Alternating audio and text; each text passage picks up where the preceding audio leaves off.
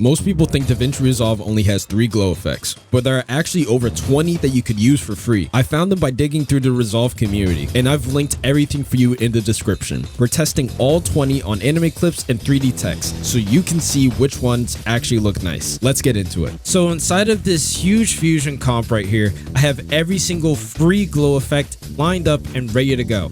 And the first thing that I want to test and compare is how laggy each one is.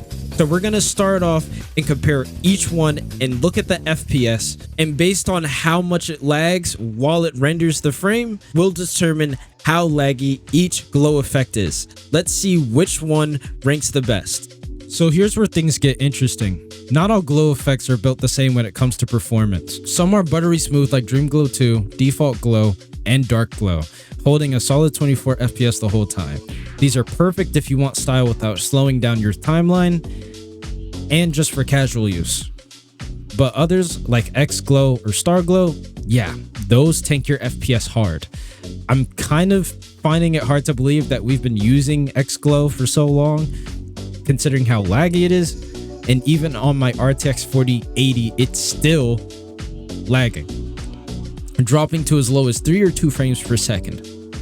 If your machine's already struggling, these might not be the best of choice. You'll notice some glows start off fine, then stutter. Glowy, Ikawa Glow, and Exponential Glow look good, but they come at a cost. So if you're trying to balance looks and speed, this chart that I'm going to give right here shows you the full picture. Peak FPS versus low FPS tested in real time. StarGlow unfortunately ranks the lowest, and DreamGlow 2 ranks the highest. I've talked to Scape in the past, so I'm really happy to see his macro ranking high in this list.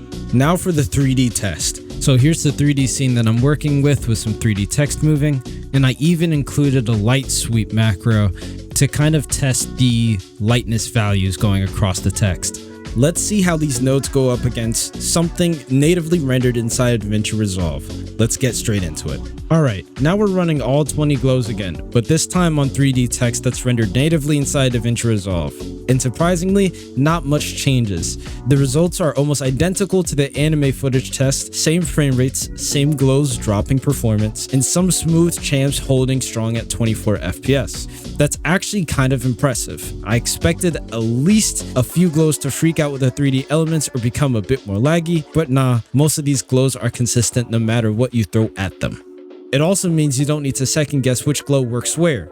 If you like DreamGlow 2 or SoftGlow looked before, you can use them on titles too without worrying about performance dips. One thing I will say though, the heavier glows like XGlow, StarGlow, and GlowIt are still just as intense. The results are still really nice looking and they have great controls, but they are intense. So if you're trying to use them on animated titles or motion graphics, expect some timeline choppiness, especially if you're not on a beefy PC. But overall, this test confirmed a lot. You can basically treat these glows as plug and play for both footage and text, and that's super useful for when you're trying to stay efficient.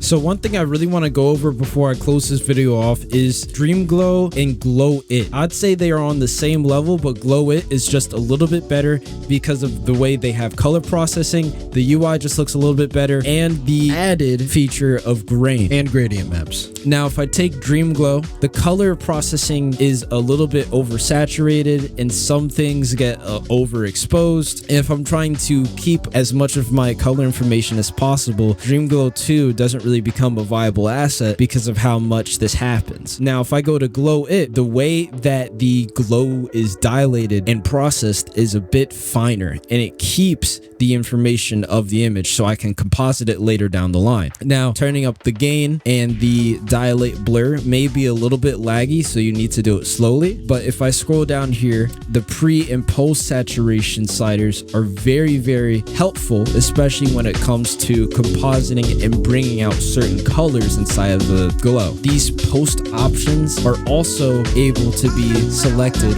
with the Luma keyer. DreamGlow simply just doesn't have this. There's no option to add in your glow as a different overlay mode, built in at least. There's also this really solid feature called gradient map, and I can go through these gradients and it will affect how the glow is processed. And you can make some really cool looking effects here, so I highly recommend using this feature, gradient mapping your glows.